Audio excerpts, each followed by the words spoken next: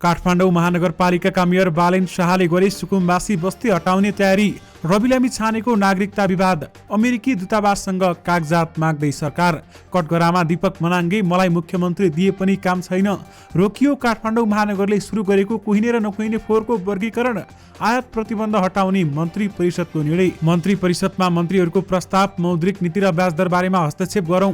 रूपन्देही 2 मा पुनः मतदानको माग गर्दै सर्वोच्चमा रिट। रवि लामी छानेको राष्ट्रिय स्वतन्त्र पार्टीले कसरी छान्छ समानुपातिक सांसद, यसबारे पूरी जानकारी। आखिर राष्ट्रिय स्वतन्त्र पार्टीसँग गठबन्धन किन डराइरहेको छ त, यसबारे पूरी जानकारी। धरानमा उसाराईको हत्यामा संलग्न भएको आरोपमा 4 जना पक्राउ। 5 वर्षपछि परदेश रहने नरहने प्रश्न हुन्छ भन्दै गगन कुमार थापाको भनाई। स्रोतमै फोहोर वर्गीकरण नगर्न काठमाडौँ महानगर असफल। दीपक राज गिरी र रविन्द्र मिश्र सिंह बानिया चलचित्र निर्माता संघको कार्यसमिति सदस्यमा मनोनित। शेखरको नाम लिँदै गगन थापाले भनी हाम्रो विश्वास रत्तीभर डगमगाएको छैन। प्रधानमन्त्री शेरबहादुर देउबाको चुनाव खर्च 26,12,000। महाकालीमा एकतर्फी तटबन्ध नबनाउन भारतलाई सरकारको कूटनीतिक नोट। एक सातामा 11 अर्बले बढ्यो निक्षेप। मानिसको दिमागमा चिप जडान। यस्तो छ इतिहास र यस्ता छन् खतरा।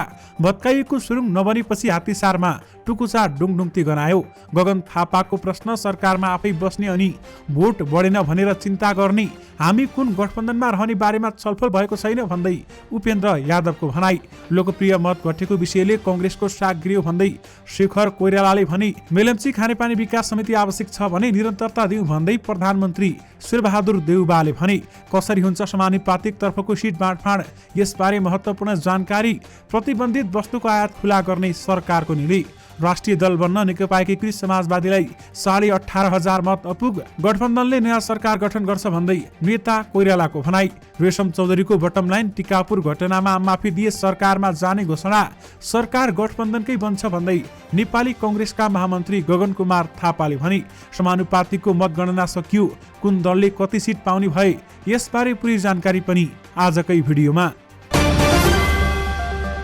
दर्शक महानुभावहरू नमस्कार। तपाईहरू अहिले हेर्दै हुनुहुन्छ स्मार्ट खबरको न्युज अपडेट। म आर्यन न्युपानी। आज मिति विक्रम सम्मत 2079 साल मंसिर 21 गते बुधबार, इस्वी सम्मत 2022 डिसेम्बर 7 तारिक। सदाको चाहिँ आज पनि हामी उपस्थित भइसकेका छौं। आजका मुख्य समाचारहरू एकदमै धेरै महत्त्वपूर्ण भएकाले भिडियोलाई अन्तिमसम्म हेर्नुहोला अनि हाम्रो मेहनतका लागि यो भिडियोमा एउटा लाइक अवश्य गर्नुहोला।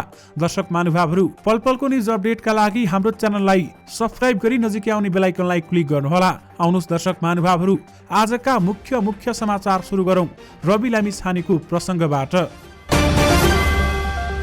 राष्ट्रिय स्वतन्त्र पार्टीका सभापति रवि लामी छानेको नागरिकता विवादमा प्रहरीले अनुसन्धान थालेको छ। जिल्ला प्रशासन कार्यालय काठमाडौँको पत्रपछि सम्बन्धित कार्यालयहरूबाट जानकारी माग गर्न थालेको हो। नेपाल प्रहरीले लामी छानेका नेपाल र अमेरिकी कागजातका बारेमा सत्य तथ्य बुझ्न प्रक्रिया अगाडि बढाएको हो भनी नेपाली नागरिकताको विवरण माग गर्दै प्रहरीले जिल्ला प्रशासन कार्यालय काठमाडौँमा पत्राचार समेत गरेको छ। यस्तै अमेरिकी नागरिकता र राजधानीको विषयमा बुझ्न काठमाडौँ प्रहरी परिसरले उपत्यका प्रहरी कार्यालय मार्फत प्रहरी प्रधान कार्यालयलाई पत्राचार गरेको थियो। प्रहरी प्रधान कार्यालयले यसबारेमा जानकारी माग गर्न गृह मन्त्रालयमा पत्र पठाएको छ भने गृहले परराष्ट्र मन्त्रालय मार्फत अमेरिकी दूतावासमा जानकारी माग गर्नेछ। परराष्ट्र स्रोतले भने अहिलेसम्म अमेरिकी दूतावासमा पत्राचार गरी नसकेको दावी गरेको छ। हामीले 2 दिन पहिले नै गृह मन्त्रालयमा यसबारेमा बुझिदिन माग गर्दै पत्राचार गरेका थियौं। गृहले परराष्ट्र मार्फत दूतावासमा पत्राचार गर्छ। प्रहरी प्रधान कार्यालय उच्च स्रोतले यस्तो बताएको छ। दर्शक महानुभावहरू, रविको नागरिकता विवाद बारेमा अमेरिकी दूतावाससँग सरकारले कागजात माग्न थालेको छ। दर्शक महानुभावहरू, काठमाडौँ महानगरपालिकाका मेयर बालेन शाह फेरि समस्यामा परेका छन्। करिब 5 महिना अघि काठमाडौँ महानगरपालिकाले सुरु गरेको स्रोतमै फोहोर वर्गीकरण गर्ने कार्य तत्कालका लागि स्थगन भएको छ। फोहोर व्यवस्थापनलाई थप प्रभावकारी बनाउने भन्दै गत साउन 1 गतेदेखि काठमाडौँ महानगरपालिकाले 32 वटै वडाबाट स्रोतमै फोहोर वर्गीकरण गरेर मात्रै अन्तिम व्यवस्थापनका लागि लैजान सुरु गरेको थियो। सुरुको 1-2 हप्ता काठमाडौँ महानगरपालिकाको योजना अनुरूप काम भए पनि यसले निरन्तरता भने पाउन सकेन। काठमाडौँ महानगरपालिकाका मेयर प्रमुख बालेन्द्र शाहको सचिवालय सदस्य सुनिल लम्साल स्थान अभावको कारण उक्त कार्यालय निरन्तरता पाउन नसकेको बताउँछन्। काठमाडौँसँग खुला स्थानको अभाव भएकाले केन्द्र सरकारसँगैकै स्थानमा कम्तीमा 200 रोपनी जग्गा उपलब्ध गराउन माग गरिएको छ। सरकारले जग्गा उपलब्ध गराउने आश्वासन दिएको छ भने जग्गा प्राप्त भएसँगै कुहिने र नकुहिने फोहोरको स्रोतमा नै वर्गीकरणको काम पुनः सुरु हुन्छ भन्दै बताइएको छ। दर्शक महानुभावहरू समानुपातिकको मतगणना सकिएको छ। कुन दलले कति सिट पाउने भए त आउनुहोस् तपाईँहरूलाई यस बारेमा जानकारी दिउँ। प्रत्यक्ष र समानुपातिक तर्फको मतगणना दुवै सकिएको छ। दर्शक महानुभावहरू प्रतिनिधि सभाको समानुपातिक पद्धति तर्फको मतगणना पनि सकिएको छ। निर्वाचन आयोगका अधिकारीहरूका अनुसार सबै जिल्लाबाट मतगणना सकिएको जानकारी आएको छ र मत रुजु गर्ने काम भइरहेको केही मत तलमाथि हुन सक्छ। तर यो पद्धतिबाट निर्वाचित हुने 110 सिट मध्ये दलहरूले पाउने सिट संख्या भनी करिब टुङ्गो लागिसकेको छ। दर्शक महानुभावहरू कुल 1,60,60,067 मत सदर भएको छ र नेकपा एमाले 28,45,641 मत सहित पहिलो दल बनेको छ। यस अनुसार एमाले 34 सिट पाउनेछ। प्रत्यक्षतर्फ 44 सिट जितेको एमाले 78 सांसद सहित प्रतिनिधि सभाको दोस्रो दल बनेको छ। कांग्रेसले 27,15,225 मत पाएको छ भने यस अनुसार उसले 32 सिट पाउनेछ। प्रत्यक्षतर्फ 57 सिट जितेको कांग्रेस 89 सांसदका साथ प्रतिनिधि सभाको पहिलो दल बनेको छ। त्यसैगरी माओवादी केन्द्र समानुपातिकमा पनि तेस्रो दल बनेको छ। उसले 11,75,684 मत पाएको छ र 14 सिट पाउनेछ। प्रत्यक्षतर्फ उसले 18 सिट जितेको छ। दुवै जोड्दा उसको सिट 32 सिट पुग्छ।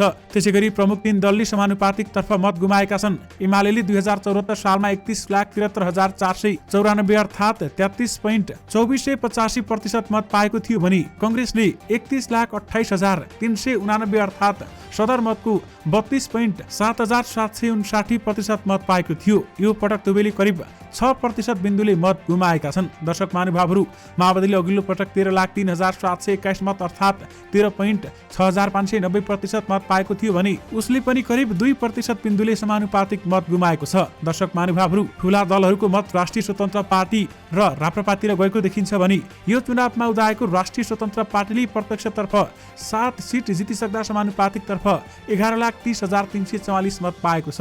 यस अनुसार उसले 13 सिट पाउनेछ। अघिल्लो पटक थ्रेसहोल्ड कटाउन नसकेको राप्रपाले यो पटक 5,88,313 मत पाएको छ। प्रत्यक्षतर्फ 7 सिट जितेको उसले समानुपातिकमा पनि 7 सिट नै पाउनेछ र 14 सांसद सहित संसदको 5औं दल हुनेछ। दर्शक महानुभावहरू राष्ट्रिय स्वतन्त्र पार्टी र राप्रपाले यसपालि गठबन्धनको धेरै मत लिएका छन् र सिट पनि जितेका छन्। दर्शक महानुभावहरू त्यसकारण अहिले गठबन्धन डगमगाएको छ। राष्ट्रिय स्वतन्त्र पार्टीबाट र राप्रपाबाट गठबन्धन डराएको छ। दर्शक महानुभावहरू यस बारेमा तपाईहरूको धारणा के छ हामीलाई यो भिडियोको कमेन्ट बक्स मार्फत बताउन भनी नबिर्सनुहोला। सरकारले गाडी, मदिरा, मोबाइल र मोटरसाइकलको आयात प्रतिबन्ध हटाउने निर्णय गरेको छ। आज बसेको मन्त्री परिषद बैठकले आगामी मङ्सिर 29 गतेदेखि लागू हुने गरी प्रतिबन्ध हटाउने निर्णय गरेको छ। मन्त्री परिषद बैठकले 4 प्रकारका विलासी वस्तु आयातमा कायम प्रतिबन्ध 29 मङ्सिरपछि नलम्ब्याउन उद्योग वाणिज्य तथा आपूर्ति मन्त्रालयलाई सैद्धान्तिक सहमति दिने निर्णय गरेको एक मन्त्रीले जानकारी दिएका छन्। आयात प्रतिबन्ध हटाउने यसअघि नेपाल राष्ट्र बैंक र अर्थ मन्त्रालयले उद्योग वाणिज्य तथा आपूर्ति मन्त्रालयलाई सुझाव दिएको थियो र केही दिन अघि मन्त्रालयले आयात प्रतिबन्ध हटाउने प्रस्ताव मन्त्री परिषदमा पेश गरेको थियो। दर्शक महानुभावहरू आयात प्रतिबन्ध हटाउने मन्त्री परिषदले निर्णय गरेको छ। सुनसरीको धरानमा एक महिलाको कुटपिट गरी हत्या गरेको आरोपमा प्रहरीले 4 जनालाई पक्राउ गरेको छ। धरान उपमहानगरपालिका 13 की 42 वर्षीय एकल महिला उषा राईको हत्यामा संलग्न भएको आरोपमा 4 जनालाई प्रहरीले पक्राउ गरेको हो। पक्राउ पर्नेमा धरान 13 की 55 वर्षीय उर्मिला राई, 26 वर्षीय सुमित्रा राई, धरान 17 की 29 वर्षीय सुशीली राई र 40 वर्षीय रत्न लिम्बु सुब्बा रहेका छन्। उर्मिलाले स्थानीय जनजागृति आमा समूहका सदस्यलाई बोलाएर कुटपिट गर्दा उषा गम्भीर घाइते भएकी थिइन् र उपचारको क्रममा मङ्सिर 13 गते उनको मृत्यु भएको थियो। नेपाली कांग्रेसका महामन्त्री गगन कुमार थापाले अबको 5 वर्षभित्र प्रदेश सरकार रहने वा नरहने भन्ने प्रश्न हुने बताएका छन्। आज एक कार्यक्रममा बोल्दै थापाले यस्तो बताएका हुन्। प्रदेशले 5 वर्षभित्रमा आफ्नो औचित्य पुष्टि गर्न सकेन भने प्रदेश हामीले बचाएर बस्दैन, जनस्तरबाटै आवाज उठिहाल्छ। उनले भने उनले प्रदेशलाई बलियो बनाउन कांग्रेस नेता गुरु घिमिरे जस्ता नेताको खाँचो रहेको पनि बताएका छन्। तर घिमिरेले चुनाव हार्दा प्रदेशले राम्रो मान्छे मिस गरेको थापाको भनाइ थियो। उनले 5 वर्ष सरकार चलाउने भन्दा पनि के गर्ने भन्ने विषयमा स्पष्ट हुनुपर्ने बताए। सरकार बनाउँदा स्पष्टता, प्रतिबद्धता र चरित्रवान नेतृत्व हुने बताउँदै उनले शक्ति सीमा र स्रोतको सीमितताको बीचमा काम गर्नुपर्ने पनि बताएका छन्। दर्शक महानुभावहरू, काठमाडौँ महानगरपालिकाका मेयर बालेन शाह अहिले सुकुम्बासीको व्यवस्थापनको तयारीमा छन्। यसबारेमा तपाईहरुलाई थाहा नै छ। दर्शक महानुभावहरू, केही दिन अगाडि थापाथली स्थित सुकुम्बासी बस्तीमा झडप भएको थियो। यसबारेमा पनि तपाईहरुलाई जानकारी नै छ। दर्शक महानुभावहरू, त्यसै क्रममा सुकुम्बासीलाई अथवा साँच्चैकै सुकुम्बासी जो हुनुहुन्छ उहाँहरूलाई कसरी व्यवस्थित गर्ने, जो सुकुम्बासीको खोल ओढेर बस्नु भएको छ उहाँहरूलाई त्यहाँबाट कसरी हटाउने भन्ने बालेन शाहको अहिले एकदमै धेरै तयारी तीव्र गतिमा चलिरहेको छ। दर्शक महानुभावहरू, काठमाडौँ महानगरपालिकाले पहिले नै नदी किनारामा रहेका सुकुम्बासी बस्तीलाई हटाउने बताइसकेको छ भने खोलाको छेउछाउमा जति सुकुम्बासी बस्ती भनेर बसिरहनु भएको छ उहाँहरू सबैलाई हटाउनु पर्छ। यो सबै काम विकासका लागि हो। उहाँहरूलाई गर्नुपर्ने के छ, हामी त्यो सबै सेवा सुविधा दिन सक्छौँ, तर उहाँहरूले अपार्टमेन्टमा भने बस्न मान्नु भएन भन्दै काठमाडौँ महानगरपालिकाले बताएको छ। दर्शक महानुभावहरू, यद्यपि काठमाडौँ महानगरपालिकाले त्यहाँको बस्ती हटाएर छाड्ने अडान भने लिएको छ। यद्यपि त्यहाँ हटाइएन भने अरू पनि व्यक्ति आएर सुकुम्बासी भन्दै बस्न सक्ने भन्दै काठमाडौँ महानगरपालिकाले आकलन गरेको छ। यद्यपि त्यहाँको बस्ती हटाउने तयारी काठमाडौँ महानगरपालिका अथवा बालेन शाहको रहेको छ। प्रधानमन्त्री एवं डडेलधुराबाट प्रतिनिधि सभा सदस्यका उम्मेद्वार शेरबहादुर देउबाले चुनावी खर्च निर्वाचन आयोगमा बुझाएका छन्। देउबाले चुनावी खर्च 26,12,000 बुझाएको जिल्ला निर्वाचन कार्यालय डडेलधुराका प्रमुख करुणाकर अवस्थीले बताएका छन्। 20 जना उम्मेद्वार मध्ये 14 जनाले अहिलेसम्म खर्च विवरण बुझाएका छन्।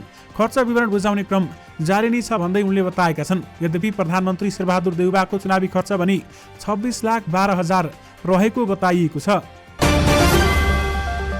सरकारले महाकाली नदी अतिक्रमण गरी एकतर्फी रूपमा भइरहेको तटबन्ध निर्माण तुरन्त रोक्न भारतलाई कूटनीतिक नोट पठाएको छ। परराष्ट्र मन्त्रालयले काठमाडौँ स्थित भारतीय राजदूत मार्फत सीमा नदी महाकालीलाई नेपाली भूमितर्फ धकेल्ने गरी भइरहेको तटबन्ध निर्माण र सोही विषयलाई लिएर वारी दार्चुलामा रहेका नेपाली नागरिकहरूमाथि भारतीय पक्षबाट भएको ज्यादतीलाई लिएर कूटनीतिक नोट पठाएको हो। परराष्ट्र मन्त्रालयकै उच्च अधिकारीका अनुसार सोमबार गृह मन्त्रालयले दार्चुलाको सीमा क्षेत्रमा भइरहेका घटनाबारेमा तयार पारेको स्थलगत प्रतिवेदन परराष्ट्र मन्त्रालयलाई बुझाएपछि आज नेपालले भारतलाई कूटनीतिक नोट पठाएको हो। उनका अनुसार कूटनीतिक नोटमा नेपालले भारतलाई सीमा नदी महाकाली एकतर्फी रूपमा भइरहेको तटबन्ध निर्माण कार्य रोक्न, सीमा क्षेत्रमा निर्माण कार्य गर्दा नेपालसँग पहिले सल्लाह गरेर सहमति लिन र सीमा क्षेत्रमा शान्ति व्यवस्था खलबलिने गरी यस्ता घटना दोहोरिन नदिन सचेत हुनुपर्ने विषय समेत उल्लेख गरिएको छ।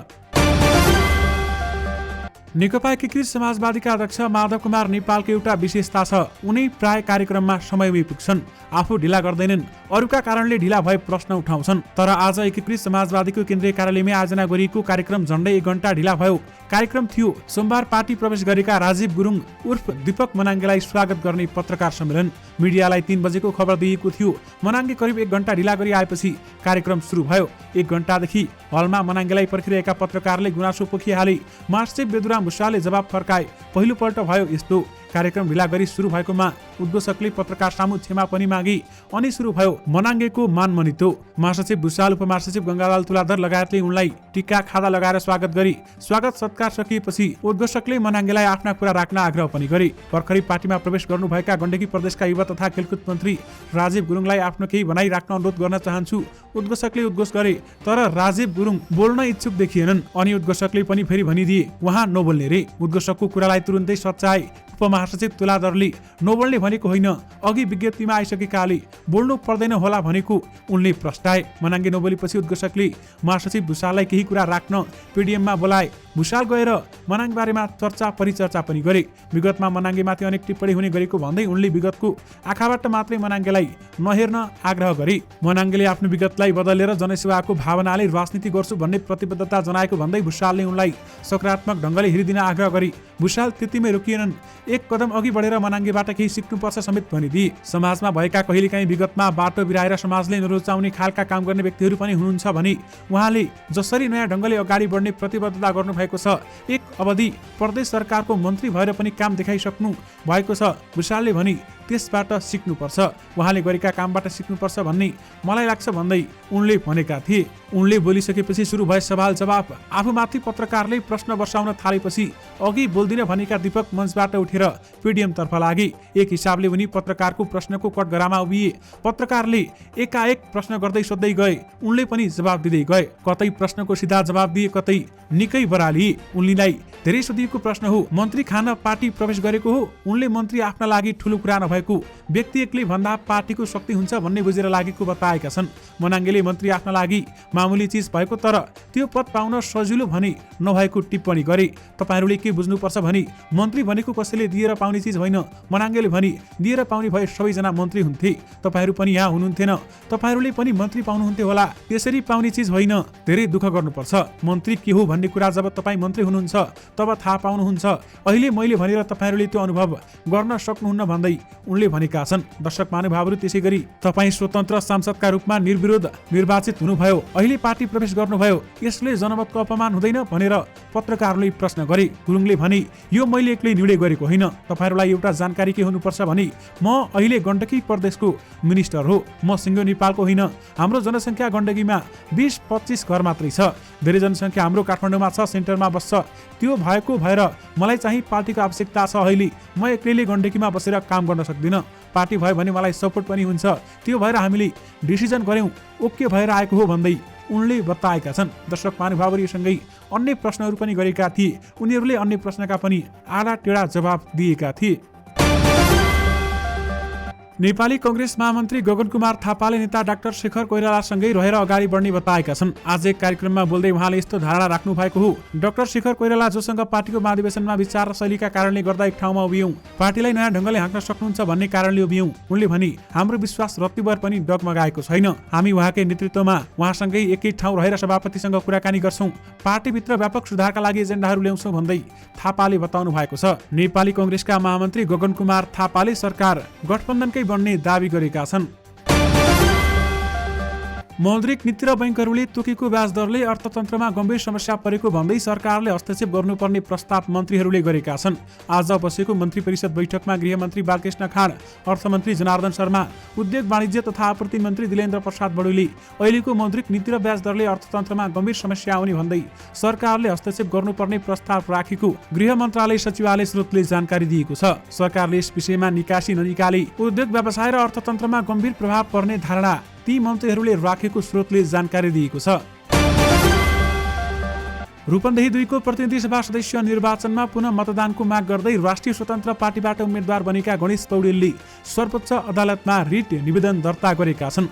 रूपन्देही 2 को निर्वाचन अधिकृतको कार्यालयले नेकपा एमालेका उम्मेद्वार विष्णु पौडेललाई अनियमित रूपमा निर्वाचित भएको घोषणा गरेको आरोप लगाउँदै उक्त परिणाम बदर गरी पुनः मतदान तथा मतगणनाको माग गरी गणेशले रिट निवेदन दायर गरेका हुन्। दर्शक महानुभावहरू, राष्ट्रिय स्वतन्त्र पार्टीले कसरी समानुपातिक छान्छ त? आउनुहोस् तपाईहरूलाई यस बारेमा केही जानकारी दिउँ। निर्वाचन आयोगले प्रतिनिधि सभा र प्रदेश सभा समानुपातिक तर्फ खसेको मत गनेर सकिसकेको छ। दर्शक महानुभावहरू, रवि लामिछाने नेतृत्वको राष्ट्रिय स्वतन्त्र पार्टी भनी चौथो दल बनेको छ र प्रत्यक्षतर्फ 7 सिट जितेको राष्ट्रिय स्वतन्त्र पार्टीले समानुपातिक तर्फ 14 सिट पाउन सक्ने देखिन्छ। राष्ट्रिय स्वतन्त्र पार्टीले सदर मतमध्ये अहिलेसम्म 10.70% मत कटाएकोमा उसले समावेशी प्रतिनिधित्वको सिद्धान्त अनुसार समानुपातिक सांसद पाउनुपर्ने हुन्छ र यसमा राष्ट्रिय स्वतन्त्र पार्टीले समानुपातिक सांसद कसरी चयन गर्ला त? दर्शक महानुभावहरू, समानुपातिकमा राष्ट्रिय स्वतन्त्र पार्टीले 14 सिट पाए। आदिवासी जनजातिबाट 4 जना, खस आर्यबाट 4 जना, 1 जना थारू, 2 जना दलित, 2 मधेसी र 1 जना मुस्लिमलाई सांसद बनाउनु पर्ने हुन्छ। यो 14 मध्ये 5 जना महिला पठाउनु पर्ने हुन्छ भन्दै बताइएको छ। राष्ट्रिय स्वतन्त्र पार्टीभित्र प्राइमरी इलेक्सनमा आएको मत हेरेर धेरै मत ल्याउनेलाई समानुपातिक तर्फ सांसद पठाउनु पर्ने माग भने उठेको छ। यसरी नै समानुपातिक तर्फ सांसद राष्ट्रिय स्वतन्त्र पार्टीले चुन्नेछ। नेपाल चलचित्र निर्माता संघले निर्माता तथा अभिनेता द्वय दीपकराज गिरी र रविन्द्र सिंह बानियालाई कार्यसमिति सदस्यमा मनोनित गरेको छ। आज बसेको कार्यसमिति बैठकले गिरी र बानियालाई संघको कार्यसमिति सदस्यमा मनोनित गर्ने निर्णय गरेको अध्यक्ष नवल खड्काले जानकारी दिनुभएको छ। यसैगरी बैठकले संघका उपाध्यक्ष उदय सुब्बालाई वरिष्ठ उपाध्यक्षमा पदोन्नति गर्ने निर्णय समेत गरेको छ। काठमाडौँको हात्तीसारमा भूमिगत सुरुङबाट बग्ने टुकुचालाई सतहमा ल्याउने भन्दै मेयर बालेन शाहले 2.5 महिना अघि त्यहाँका घरहरूमाथि डोजर चलाएका थिए। त्यसयता हात्तीसारका जग्गा घरधनीहरू आफ्ना लालपूर्जा नापी नक्सा र महानगरले नै पास गरेर दिएको घरको नक्सा बोकेर अदालत गएका छन् र पुरातत्व विभागले पनि टुकुचा बग्ने गुम्बज शैलीको सुरुङ आजभन्दा 130 वर्ष अघि राणा प्रधानमन्त्री वीर शमशेरका पालामा बनेको पुष्टि गर्दै आफ्नो अनुमति बिना उक्त पुरातात्विक सम्पदा नबिगार्नु नभत्काउनु भनेको छ। हात्तीसारका पीडितहरू अब आफ्नो सम्पत्तिको नोक्सानी बापत काठमाडौँ महानगरसँग क्षतिपूर्ति मागिरहेका छन् र महानगरले भत्काएको घर पर्खाल उसैले बनाइदिनु पर्ने भन्दै मागसहित उनीहरू अर्को मुद्दा हाल्ने तयारीमा रहेका छन्। दर्शक महानुभावहरू, यति मात्र होइन, डोजरले कुपारेर वाङ्ग पारिदिएको टुकुचा सुरुङ जति सक्दो छिटो पुनर्निर्माण गरिनुपर्ने आवाज पनि यहाँ उठ्न थालेको छ। यसका लागि पीडितहरूको हस्ताक्षर सङ्कलन गरेर पुरातत्व विभागमा ज्ञापन पत्र दिने तयारी भइरहेको स्थानीय योगेश मिश्रले बताएका छन्। दर्शक महानुभावहरू, अहिले भत्काएको सुरुङ नबनेपछि हात्तीसारमा टुकुचा डुङडुङती गनाउन थालेको छ। दर्शक महानुभावहरू, यद्यपि यसबारे थप अपडेट भनेकै आउँछ। यसबारेमा थप अपडेट आउने बित्तिकै तपाईँहरूमा पक्कै पनि लिएर आउने नै छौँ। जनता समाजवादी पार्टीका अध्यक्ष उपेन्द्र यादवले आफ्नो पार्टी कुन गठबन्धनमा रहने भनेर कुनै पनि छलफल नभएको बताएका छन्। आज हामीसँग संक्षिप्त कुराकानी गर्दै जसपाका अध्यक्ष यादवले सत्ता गठबन्धनमा रहने या विपक्षीमा रहने भन्ने निर्णय हुन बाँकी रहेको बताएका छन्। चुनावी तालमेलको एउटा चरण सकिएको हो, बाँकी विषयमा छलफल भएको छैन। उनले भने, प्रधानमन्त्रीसँग मेरो हेलो हाई मात्रै भएको हो, थप कुराकानी भएको छैन भन्दै उहाँले बताउनु भएको छ। नेपाली कङ्ग्रेसका नेता शेखर कोइरालाले निर्वाचनमा पार्टीको लोकप्रिय मत घटेको विषयले कङ्ग्रेसको साग गिरेको बताएका छन्। आज एक कार्यक्रममा बोल्दै कोइरालाले पपुलर मत घट्नुको कारणबारेमा गम्भीर हुनुपर्ने बताएका छन् र यसपटक 23बाट 57 सिटमा त कङ्ग्रेस पुग्यो, तर पपुलर मत 7% किन भयो? कोइरालाले भने, यसबारेमा गम्भीर हुन जरुरी छ। कङ्ग्रेसको साग गिरेको हो कि भन्ने छ, यसलाई सच्याएर अघि बढ्नुपर्छ। प्रधानमन्त्री शेरबहादुर देउवाले मेलम्ची खानेपानी विकास समिति आवश्यक छ भने निरन्तरता दिन सकिने बताएका छन्। नेपाली कङ्ग्रेसबाट उम्मेद्वार भई काठमाडौँबाट निर्वाचित भएका प्रतिनिधि सभा र प्रदेशसभा सांसदहरूको ध्यानाकर्षण पत्र बुझ्दै आज बालुवाटारबाट देउवाले विकास समितिको आवश्यकता छ भने निरन्तरता दिन कुनै पनि आपत्ति नरहेको बताएका छन्। उनले मन्त्री परिषद बैठकमा पनि मेलम्ची विकास समिति बारेमा छलफल गरिने पनि बताएका छन्। प्रतिनिधि र प्रदेशसभा निर्वाचनको मतगणना सम्पन्न भएको छ। निर्वाचन आयोगका सहायक प्रवक्ता ऋषिराम भुषालले समानुपातिक तर्फको मतगणना सकिएको जानकारी दिएका हुन्। अन्तिम मत परिणाम अनुसार 7 दलले कुल सदर मतको 3% कटाएका छन्। थ्रेसोल्ड कटाउन आवश्यक 3,16,802 मत कटाउन सफल भएका 7 दल राष्ट्रिय दल बन्न सफल भएका छन् र जसमा नेकपा एमालेबाट विभाजन भएको दल एकीकृत समाजवादी भने राष्ट्रिय दल बन्न असफल भएको छ। दर्शक महानुभावहरू, 10 सिट प्रत्यक्षमा जिते पनि उसले समानुपातिकमा सदर मतको 3% मत पनि पाउन सकेको छैन। राष्ट्रिय दल बन्न नेकपा एकीकृत समाजवादीलाई 18,500 मत पनि अपुग भएको छ। दिल्ली बजार जेलमा रहेका नागरिक उन्मुक्ति पार्टीका संरक्षक रेशम चौधरीले आफूहरूका माग सम्बोधन गर्नेहरूसँग सहकारी हुन सक्ने बताएका छन्। मङ्सिर 4 को निर्वाचनमा 4 सिट सहित संघीय संसदमा प्रवेश गर्न लागेको नागरिक उन्मुक्तिका संरक्षकले उनले नयाँ सरकारको यात्रा बारेमा भनेका हुन्। दर्शक महानुभावहरू, हाम्रो माग जसले पूरा गर्छ हामी उही पार्टीसँग गठबन्धन गर्छौं भन्दै रेशम चौधरीले भनेका छन्। यानि कि टिकापुर घटनामा आमाफी दिएर सरकारमा जाने रेशम चौधरीको बटम लाइन रहेको छ। पछिल्लो एक सातामै वाणिज्य बैङ्कहरूको निक्षेप 11 अर्बले वृद्धि भएको छ। 9 मङ्सिरमा 45 खर्ब 62 अर्ब रहेको निक्षेप 16 मङ्सिरमा 45 खर्ब 63 अर्ब पुगेको नेपाल बैङ्कर सङ्घले जनाएको छ।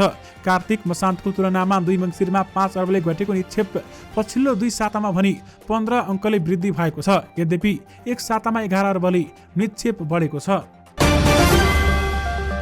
दर्शक महानुभावहरू, विश्वका सर्वाधिक धनी व्यक्ति एलन मस्कको कम्पनी न्युरालिङ्कले मानिसको मस्तिष्कमा इलेक्ट्रोनिक चिप लगाउने योजना बनाइरहेको छ। मानिसको दिमागमा चिप जडान गरी कस्ता खतरा हुन्छन्, इतिहास के कस्तो रहेको छ त? आउनुहोस् तपाईहरूलाई यसबारेमा केही जानकारी दिउँ। दर्शक महानुभावहरू, वास्तवमा यदि चिपले मस्तिष्कमा नियन्त्रण गर्न सक्दछ भने त्यसले मानिसका सबै कुरा थाहा पाउन पनि सक्दछ। त्यसैले मस्तिष्क र चिपको उक्त मर्जर निकै खतरनाक हुन सक्दछ। तर त्यो चर्चाका बीच पनि अध्ययन चलिरह्यो। यद्यपि उक्त परियोजनाका विषयमा अन्य कुनै पनि ठोस जानकारीहरू अहिलेसम्म सार्वजनिक भएका छैनन्। दर्शक महानुभावहरू, यससँगै तपाईँहरूमा आजका सबै मुख्य समाचारहरू राखिसकेका छौँ। फेरि पनि तपाईँहरूमा नयाँ मुख्य समाचारको साथमा उपस्थित हुने नै छौँ। अहिलेलाई भने मलाई बिदा दिनुहोस्। नमस्कार।